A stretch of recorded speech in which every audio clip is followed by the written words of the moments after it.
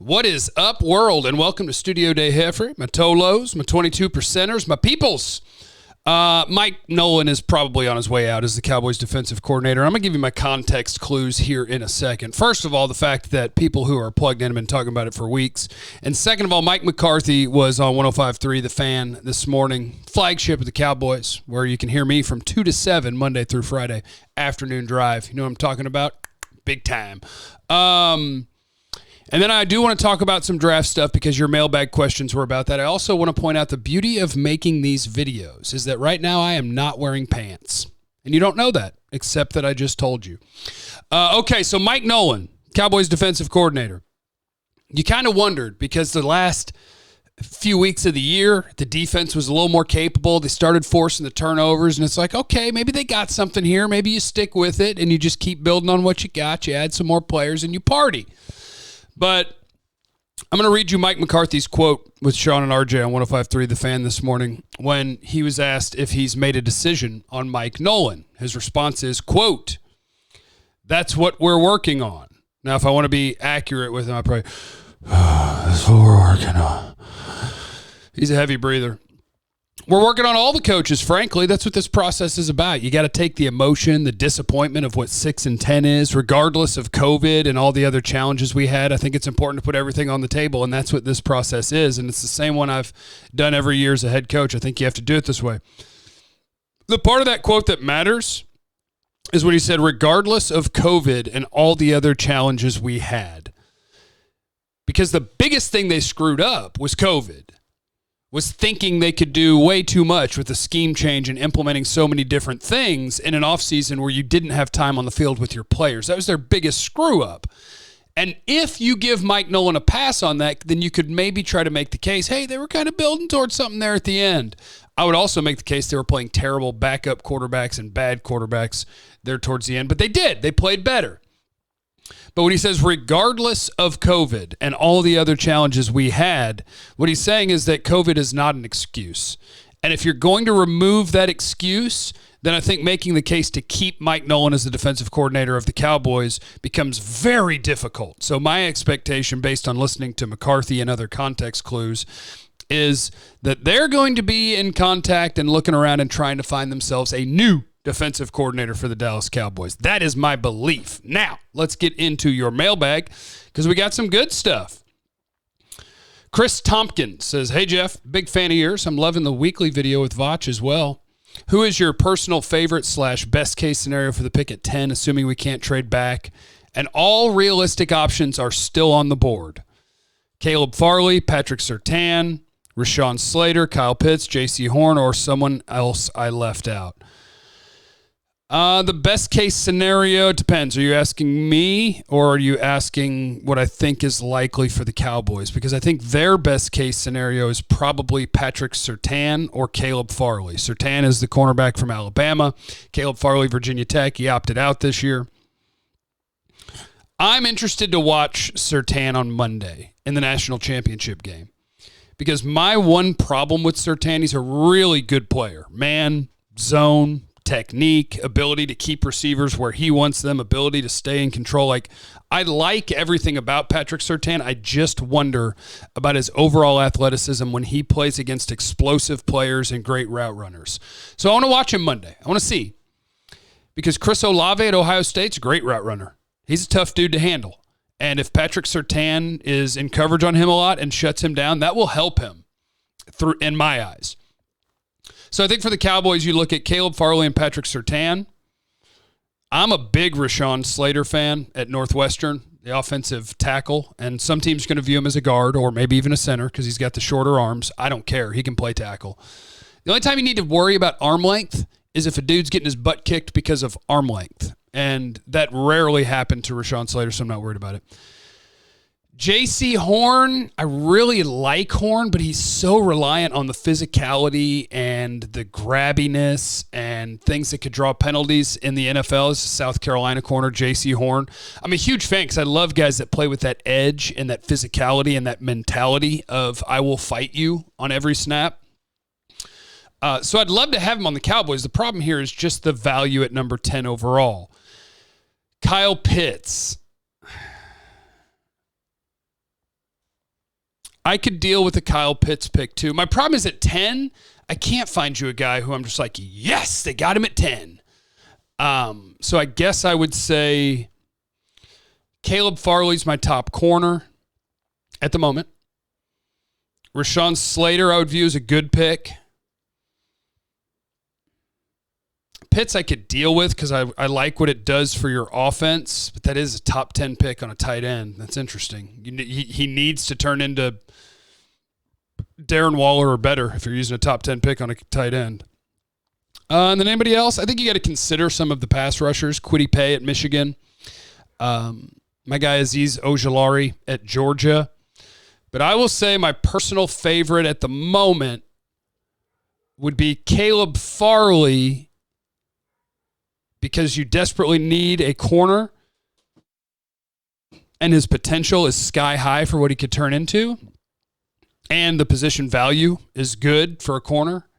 And then my other one, I'll say Rashawn Slater if you're missing an offensive lineman for whatever reason, like if Tyron Smith weren't on the team or whatever.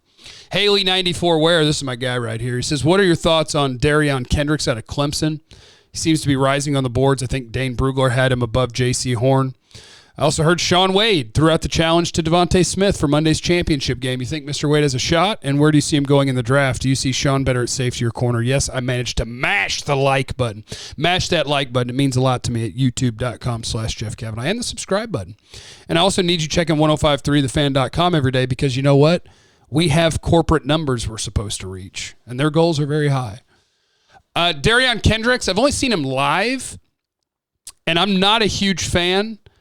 I could watch his tape and change my mind, but I think he's another guy that you're betting on potential because he's a former receiver that's kind of new to the cornerback position, but I haven't been overly impressed watching him play. I won't have him above J.C. Horn unless I see something way different on tape. Shaun Wade, Ohio State, he's interesting. He played in the slot for them last year, and he was really good. People thought he was going to be a first-round player. Then this year they moved him outside, and boy, he has struggled. Shaun Wade versus Devontae Smith is a mismatch. If Shaun Wade is able to cover and lock down Devontae Smith, it's going to change a lot of people's opinions about him, at least a little bit. But I can't see it. He struggled outside, and now he's going against the best wide receiver in the country. That's going to be a problem for Shaun Wade. Do you see him better at safety or corner? I think he might be a safety. When a guy's better on the interior, then you've got to start thinking, what am I going to do with this guy? And NFL teams are going to start looking at that and wondering about that. And I think that Shaun Wade, will somebody take him in the first round? Basically, like I saw Todd McShay had him at 13. I'll be stunned if Shaun Wade goes in the first half of the first round. And unless he has a great national championship game, I'll be very surprised if he goes in the first round at all. Mason, hey Jeff, are there any starting caliber cornerbacks that'll become free agents this offseason you'd be interested in signing? I'll have to look that up. The answer is going to be yes. There always are. But do the Cowboys want to wade in that pool when it comes to how much money they're spending on free agency? Generally, the answer is no. So they're going to have to do something unless they think, remember Maurice Kennedy? They signed him last year. He opted out. So he's still under contract. So they may view him as a depth guy that could maybe play if he had to. But I would imagine they're going to sign someone because you're not going to go into the draft with nothing to where you're forced to take multiple corners. So they're going to do something. I just wouldn't expect it to be on the higher end of the spending pool. Ronald says, should the Cowboys let Aldon Smith walk and just move Jalen to Aldon's spot? I think Jalen would be a much better 3-4 OLB than off-the-ball linebacker and can focus on pass rush, setting the edge, and moving forward instead of diagnosing and covering tight ends and backs. What do you think? I think it's a lot easier said than done. I think there's a difference between a linebacker who, with a full head of steam, is a good blitzer in terms of rushing the passer and pretending that you're just going to line him up on the edge and he's still going to be a good pass rusher. So I don't know what you do with Jalen. If they want to save money against the cap, they could post June 1 him and release him and save over $7 million this year. But they would also be creating a hole. I know that Jalen hasn't been a good starting NFL linebacker, but I also don't think they're in a hurry to create another hole that they have to fill. But, I mean, hell, maybe somebody like Francis Bernard or Luke Gifford would be just as good. I don't know. So they have a conundrum with Jalen right now, and I don't know how it plays out. I would imagine he's going to start for you for one more year. Jonathan, if I had my druthers, the Cowboys would not draft opt-out players. That year off will impact their production and overall growth rate. In my opinion, am I wrong? I think every player will be different, but Yeah, the opt-outs. It is tough because I think you can do a great job getting ready for the combine, and you can do a great job working on like physical things if you've opted out with a lot of these different training groups like APEC and Exos and all these different guys. But you're not getting real football reps. So, I think a lot of NFL teams are going to say, if we think it's close between two players, we're going to take the guy that played this year. And I don't necessarily think they're wrong about that. Robert, tell me your defensive tackle duo dream and where you can get them that can make an impact on day one. Aleem McNeil, NC State. My dream would be to get him in the third round. You might have to take him in the second. He's a 320-pounder that's a one technique, but he can also work up and down the line. So I don't think he'll be a good pass rusher, but I think that he's a guy that is tough to move, and he can work up and down the line in the run game, so that's nice. I also like Marvin Wilson at Florida State, so that's a second-round guy as well. Those would be my guys. Christian, what's the likelihood the Cowboys fill their need at safety and free agency with quality starters hitting the market possibly, like Marcus May and Malik Hooker? I love Marcus May. But again, it's big money. Are the Cowboys going to do big money to fill a position that historically they've ignored? Probably not. And MFFL 77. Yo, Jeff, you need to talk more about the Mavs. Diversify your channel's audience. The Mavs have an exciting future. You don't want to be the guy that starts really talking about them when they're winning and on top of the league. Hey, I'm a Mavs guy.